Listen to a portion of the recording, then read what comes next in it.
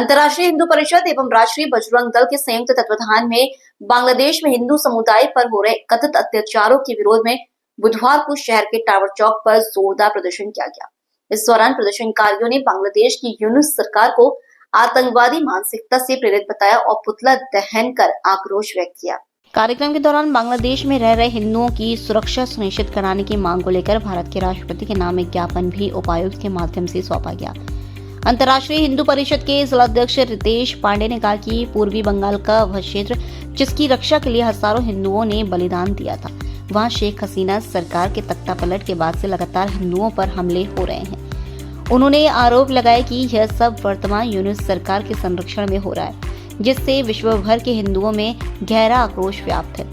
उन्होंने भारत सरकार और प्रधानमंत्री से इस मामले में तत्काल संज्ञान लेने की मांग की।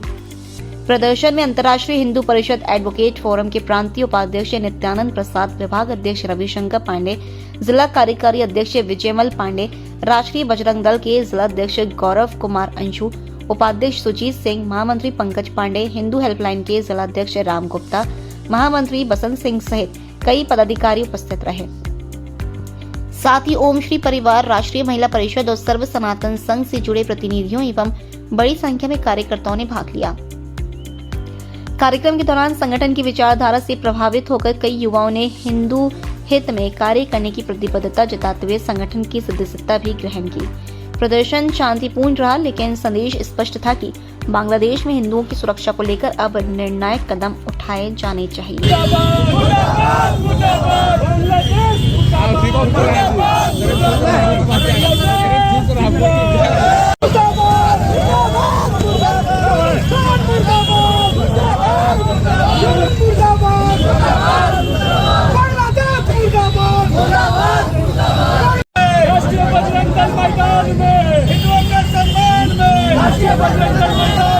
जागो हिंदू जागो,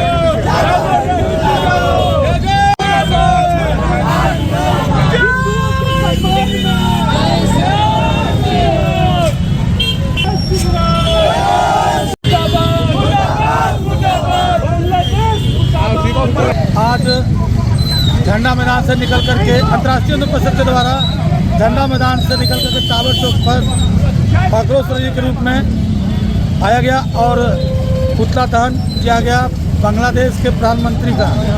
और जिस तरह से वहां पर बांग्लादेश में हिंदुओं के साथ बर्बरतापूर्वक घटना घट रही है, अभी तक हम लोगों के संज्ञान में 88 घटनाएं हो चुकी हैं, जो कि हम लोगों के संज्ञान में है। और आए दिन कभी मठ मंदिर पर हमला, कभी हिंदू बहू बेटियों पर, कभी हिंदू समाज के लड़कों पर, कभी जला देना, कभी मारपीट करना, कभी मंदिर को तोड़ देना, कभी लूट लेना, यह बहुत ही निंदनीय है। इसलिए हम सभी संगठन के लोग अंतर्राष्ट्रीय हिंदू परिषद बजरंग दल के द्वारा सरकार से मांग करते हैं कि अविलंब वहाँ पे हिंदू की सुरक्षा का गारंटी ले, अन्यथा हम सभी संगठन के लोग और समाज के लोग बांग्लादेश की तरफ युद्ध करेंगे। और यानी बांग्लादेश उनको दास को यही है कि हम इंसाफ मिलना चाहिए। यानी इस तरह से मेहमान हत्या किया गया कि उसको लटका के चला दिया गया, तो बताना चाहिए बांग्लादेश के नहीं चाहते होगा कि इंसाफ हो। राम जय महादेव। आज हिंदू एकता, अंतर्राष्ट्रीय हिंदू विश्व हिंदू परिषद और अंतर्राष्ट्रीय संत बौद्धिक मंच और नरेंद्र मोदी विचार मंच का मैं जिलाध्यक्ष हूँ। आज हिंदू एकता के प्रति और आज जो यूनुस खान के जो प्रधान के द्वारा आज बांग्लादेश में हिंदू लड़कियों के साथ बलात्कार, औरतों के साथ बलात्कार किया जा रहा है और जिंदा जलाया जा रहा है। आज भी भारत में हिंदू अल्पसंख्यक महोदय जितना भी है सब मिलजुल कर रहते हैं, लेकिन आज बांग्लादेश में हिंदुओं को जिंदा जलाया जाता है, औरतों के पास बलात्कार किया जाता है, मर्डर किया जाता है।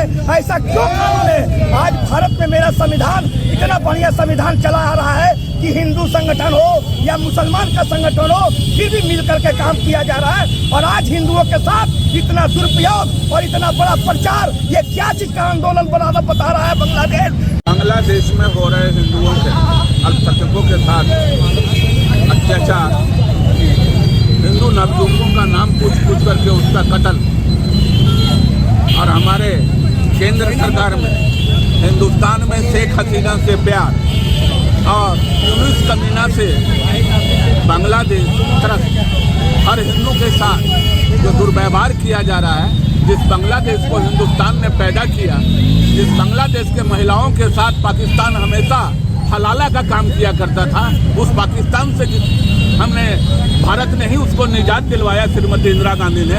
आज वही दोगला पुत्र हमारे हिंदुस्तान के ऊपर, हिंदुओं के ऊपर, सनातन धर्म के ऊपर अपनी आंख तरेर रहा है।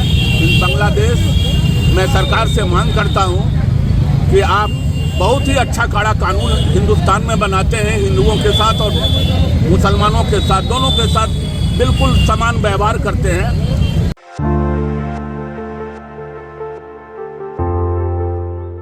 गिरिडीह जिले में एक और जहां गोवंश तस्करी पर लगाम कसने के लिए पुलिस प्रशासन सक्रिय दिख रहा है, वहीं दूसरी ओर शहरी और ग्रामीण क्षेत्र में दुधारू पशुओं की चोरी की घटनाएं लगातार सामने आ रही है।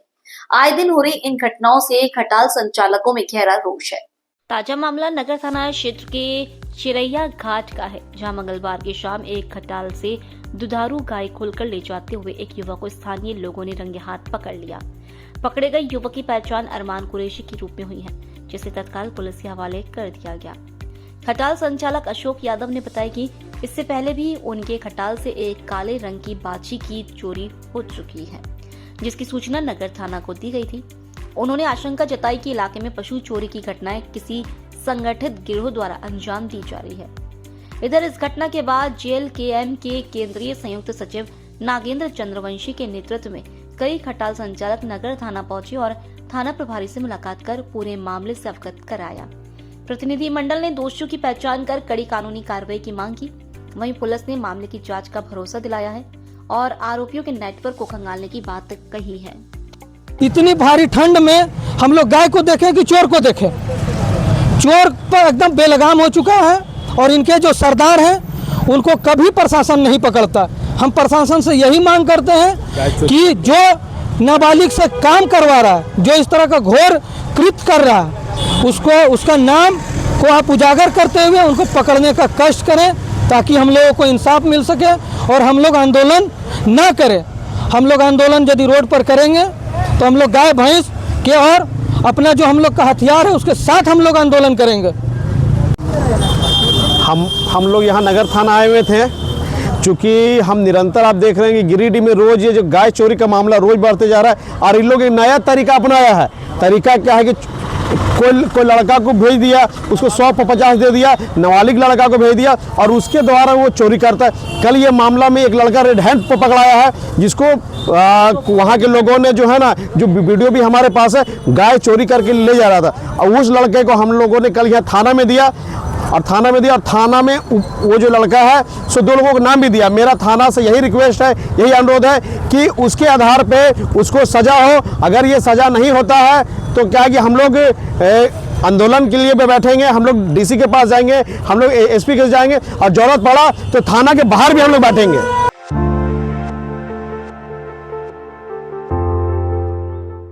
गिरिडीह जिले के गांवा तीसरे मुख्य पथ पर बुधवार की दोपहर एक बड़ा सड़क हादसा हो गया। यहां अपने दादा के 12वीं के लिए सामान खरीद कर घर जा रहे 2 भाइयों की बाइक को सामने से आ रही एक कार ने जोरदार टक्कर मार दी। हादसे में दोनों भाई बुरी तरह घायल हो गए, जिसमें से एक के पैर की एड़ी पूरी तरह से टूटकर लगभग अलग ही हो गई है।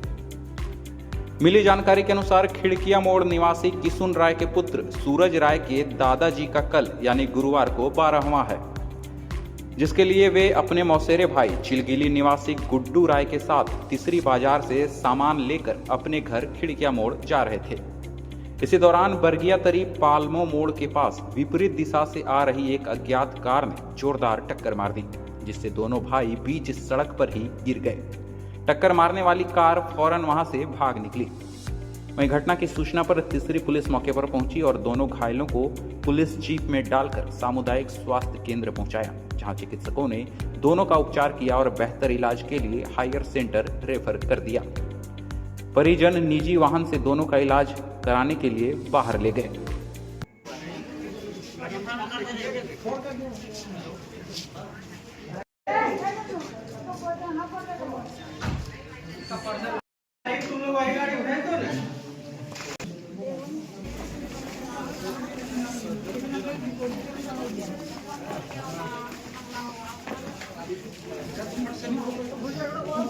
चल दो।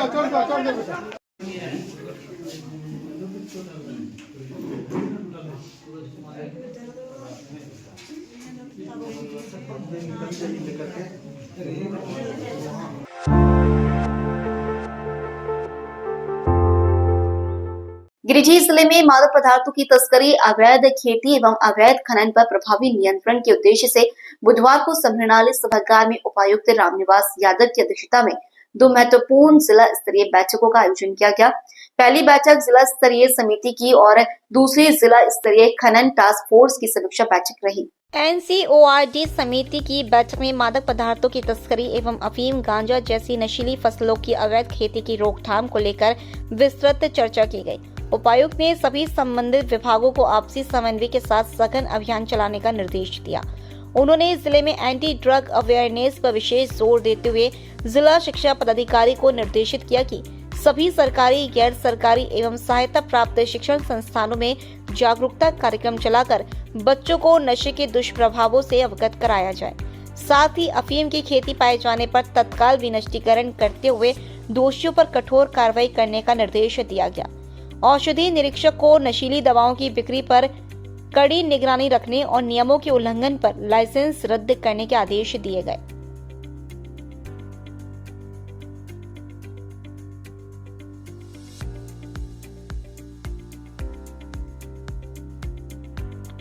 इसके बाद आयोजित जिला स्तरीय खनन टास्क फोर्स की बैठक में अवैध पत्थर, बालू, कोयला एवं भ्रामक खनन की समीक्षा की गई।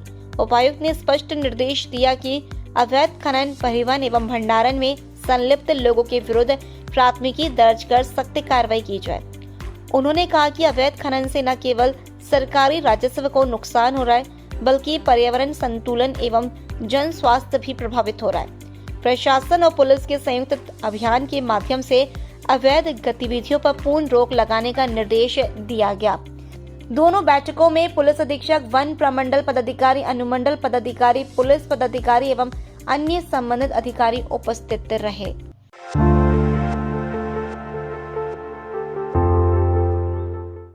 गिरिडीह जिले पर भी क्रिसमस पर्व को लेकर उत्साह और उमंग चरम पर है। प्रभु यीशु मसीह की जन्मोत्सव के अवसर पर गिरिडीह के सभी चर्चों को भव्य और आकर्षक रूप से सजाया गया। रंग बिरंगी झालरों, चमचमाती लाइटिंग और सुंदर क्रिसमस ट्री से सजे चर्च लोगों को अपनी ओर आकर्षित कर रहे हैं। पूरा इलाका फेस्टिव माहौल में रंगा नजर आ रहा है। क्रिसमस की पूर्व संध्या यानी 24 दिसंबर की रात को सभी चर्चों में विशेष प्रार्थना सभाओं का आयोजन किया जाएगा। इस दौरान प्रभु यीशु के जन्म से जुड़े भजन, केरोल गीत और विशेष चर्च सर्विस संपन्न होंगी। देर रात तक श्रद्धालु चर्चों में उपस्थित रहकर प्रार्थना, गीत, संगीत और आराधना के माध्यम से प्रभु यीशु का स्मरण करेंगे। बच्चों, युवाओं में भी इस पर्व को लेकर खासा उत्साह देखा जा रहा है। वहीं 25 दिसंबर को यीशु मसीह के जन्म दिवस के अवसर पर क्रिसमस पर्व पूरे हर्षोल्लास और धूमधाम के साथ मनाया जाएगा। सुबह से ही चर्चों में विशेष प्रार्थना सभाएं होंगी। लोग एक दूसरे को केक खिलाकर और गले मिलकर क्रिसमस की शुभकामनाएं देंगे। चर्च परिसर में शांति, प्रेम और भाईचारे का संदेश गूंजता रहेगा। क्रिसमस पर्व को देखते हुए जिले में सुरक्षा व्यवस्था भी चाक चौबंद की गई है। प्रशासन द्वारा प्रमुख चर्चों और भीड़भाड़ वाले इलाकों में पुलिस बल की तैनाती की गई है ताकि पर्व शांतिपूर्ण ढंग से संपन्न हो सके। कुल मिलाकर गिरिडीह जिले में क्रिसमस को लेकर माहौल पूरी तरह फेस्टिव मोड में है और लोग इस पावन पर्व के स्वागत के लिए पूरी तरह तैयार नजर आ रहे हैं।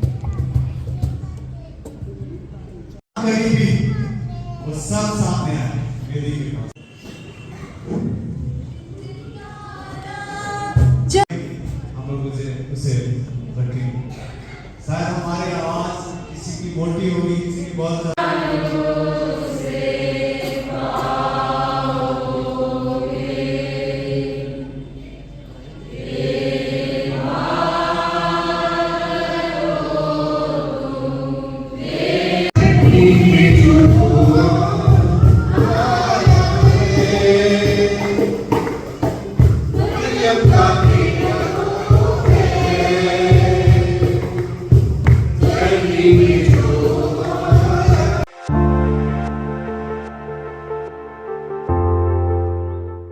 गिरिडीह जिले के सरिया प्रखंड क्षेत्र में रेल यात्रियों की समस्याओं और विकास से जुड़ी मांगों को लेकर झारखंड मुक्ति मोर्चा का एक प्रतिनिधि मंडल बुधवार को हजारीबाग रोड रेलवे स्टेशन पहुंचा।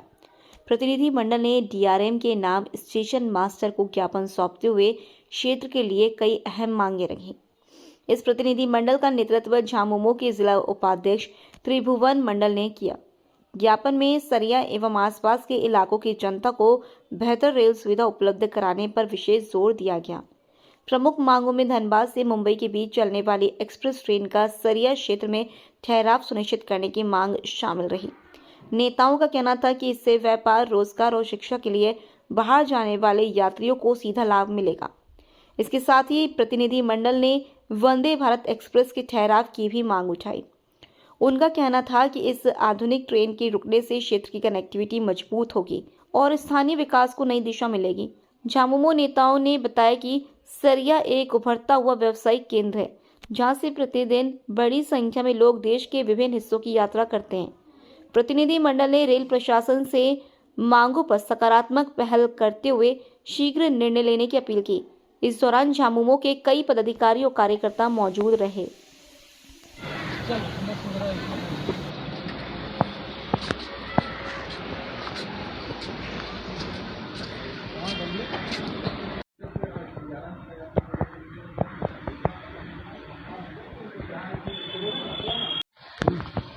पीछे आप आइए ना सोचिए। लोग झारखंड मुक्ति मोर्चा की ओर से आज डीआरएम को एसएस के माध्यम से, स्टेशन मास्टर के माध्यम से एक जो है सो सूचनार्थ दे रहे हैं सरिया हजारीबाग रोड में ट्रेन ठहराव का। इसमें लगभग 5-6 डिमांड है।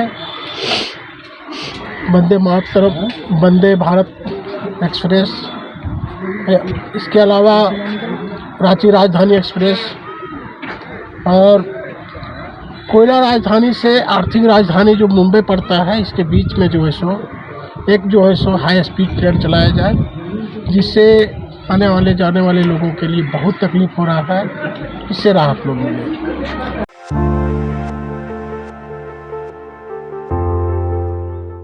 गिरिडीह शहर की प्रतिष्ठित सांस्कृतिक एवं सामाजिक संस्था द रंग के तत्वाधान में हुट्टी बाजार स्थित नगर भवन में आयोजित 2 दिवसीय राष्ट्रीय नृत्य प्रतियोगिता आजा नचले का भव्य समापन बुधवार की शाम किया गया। इस अवसर पर कला, संस्कृति और प्रतिभा का अद्भुत संगम देखने को मिला। प्रतियोगिता में असम, महाराष्ट्र, पश्चिम बंगाल, गुजरात, झारखंड सहित देश के कई राज्यों से आए प्रतिभागियों ने भाग लिया। मंच पर एक से बढ़कर एक मनमोहक नृत्य प्रस्तुतियां दी गई, जिन्होंने दर्शकों को मंत्रमुग्ध कर दिया।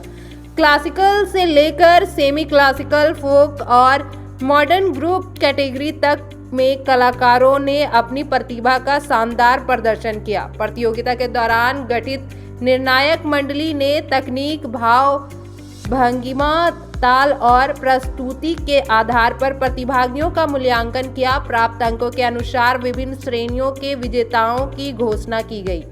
कार्यक्रम के समापन सत्र में मुख्य अतिथियों द्वारा विजयी एवं प्रतिभागी कलाकारों को पुरस्कार एवं प्रमाण पत्र देकर सम्मानित किया गया। समारोह में भाजपा नेता दिनेश यादव, रंजित यादव, मुकेश कुमार, रवि कुमार सहित कई गणमान्य लोग उपस्थित रहे। अतिथियों ने आयोजन की सराहना करते हुए कहा कि इस तरह के कार्यक्रम युवाओं को अपनी प्रतिभा दिखाने का सशक्त मंच प्रदान करते हैं।